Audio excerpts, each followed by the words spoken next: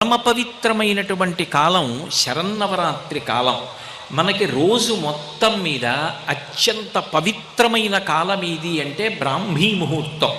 బ్రాహ్మీ ముహూర్తము అంటే సూర్యోదయాత్ పూర్వం ఉండేటటువంటి కాలం, తెల్లవారుజాము కాలం అంటామే.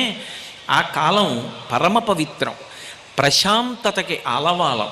అందుకే పెద్ద పెద్ద క్షేత్రాలన్నిటా కూడా సుప్రభాత పఠనం చేస్తారు. ఆ సమయంలో ధ్యానానికి కూర్చుంటే మనసు తనంత తానుగా వెనక్కి వెళ్ళి ధ్యానమునందు సిద్ధి పొందుతుంది. ధ్యానము చెయ్యడానికి తనంత తాను పరమ యోగ్యమైన కాలం ఏది అంటే బ్రాహ్మీ ముహూర్తం, తెల్లవారుజాము కాలం.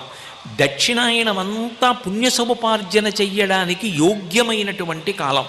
అందుకే చూడండి, ఆశ్వీజ మాసం వస్తుంది, తర్వాత కార్తీక మాసం వస్తుంది. కార్తీక మాసం అంతా కూడా దీపారాధన, శివకేశవ